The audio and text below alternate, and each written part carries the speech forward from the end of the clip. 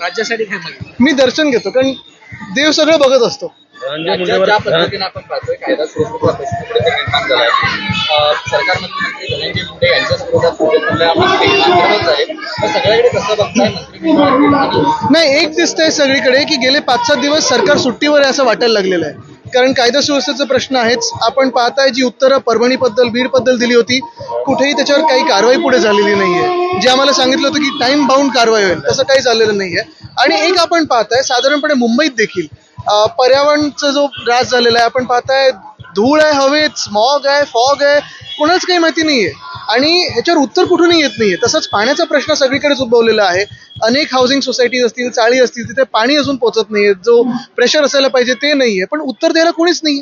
गेल्या 20 दिवसापासून बीडमधला प्रश्न सुरू आहे. 20 दिवसांपासून बीडमधलं वातावरण पेटलेलं आहे. अद्यापही जो मुख्य आरोपी आहे, ज्याच्यावर सातत्यानं आरोप होत आहेत, टीका होती, तो वाल्मिककर अद्यापही फरार आहे. हे कशासाठी आणि हे कोणासाठी सगळं चाललंय हा देखील एक प्रश्न येतो ना. कोणाला सरकार वाचवतं आणि कशाला सरकार वाचवतंय? काय नक्की सरकारची अडचण होणार आहे जर वाचवलं नाही याच्यात? मुख्यमंत्र्यांनी या सगळ्या संदर्भात निवेदन केलं. 8-10 दिवस त्यालाही ओळखले. मात्र 8-10 दिवस की 2 आठवडे झालेत आता, पण अद्याप कुठेही काही कारवाई दिसत नाही. बीड पूर्ण जिल्हा आपण पाहतोय संतप्त झालेला आहे, अस्थिर आहे आणि एक मनामध्ये शंका आहेच की नक्की हे सरकार कोणाचं आहे. कल्याणमध्ये जर बघितलं तर लहान मुलीवर अत्याचार झालेला आहे, त्याच्याबद्दल काय सांगाल? आता हेच तर मी सांगतो ना, सरकार सुट्टीवर गेलंय का? बीडची जर स्थिती पाहायला गेली तर प्रामुख्याने बिहार सारखी अवस्था बीडमध्ये झाली असं सत्ताधारी आमदारच म्हणू लागलेले आहेत. याकडे कसं बघताय तुम्ही? बीडसाठी आणि परभणीसाठी खरोखर हाऊसमध्ये जे दस साहेबांनी असेल किंवा आवड साहेबांनी असेल भाषण केलं ते ऐका. त्याच्यावर मुख्यमंत्र्यांनी जे उत्तर दिलं ते ऐका.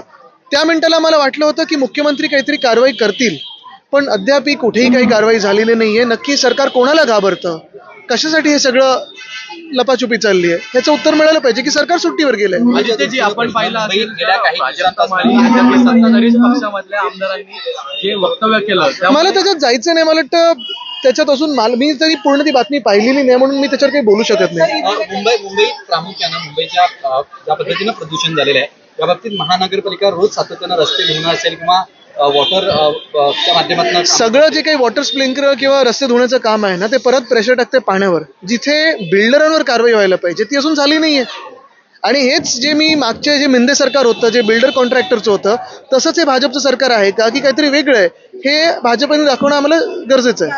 एक प्रश्न आदित्यजी, 8% पाणी वाढीवरती जे दर आहेत ते वाढणार आहेत, त्यामुळे अशा एसटीचे दर वाढणार आहेत, पाण्याचे दर वाढणार आहेत, बीएसटीचे दरवाढीसाठी प्रस्ताव गेलेला आहे मला वाटतं. त्याच बाजूने आपण पाहतोय जीएसटीचा जो काही मार आहे तो चालूच आहे. पॉपकॉर्नवर तर जीएसटी किती लागलं? 18%. कॅरमलाइज असेल तर किती लागतं? हा सगळा घोळ एकंदर आणि दुसऱ्या बाजूला रुपया जो पडतोय हे पाहून नक्की सामान्य माणसांनी जायचं तरी कुठे, हा एक विचार मनामध्ये येतोच. पण हे सगळं होत असताना आपण पाहताय की आज देखील या देशामध्ये भाजप ह्या विषयावर चर्चाच करायला तयार नाहीये. दिल्लीमध्ये असेल, बिहारमध्ये असेल, कुठे तर निवडणुका येतील, आता तिथे परत भलतं काहीतरी काढतील. रोहिंग्या आलेत आणि बांगलादेशी आलेत, पण मूळ मुद्दा जो आहे की जे सामान्य नागरिक महागाईनी आपण पाहतोय, बेरोजगारी आहे, महागाई आहे, त्याच्याकडे दबलेला आहे, त्याच्याबद्दल कोण काय बोलतंय?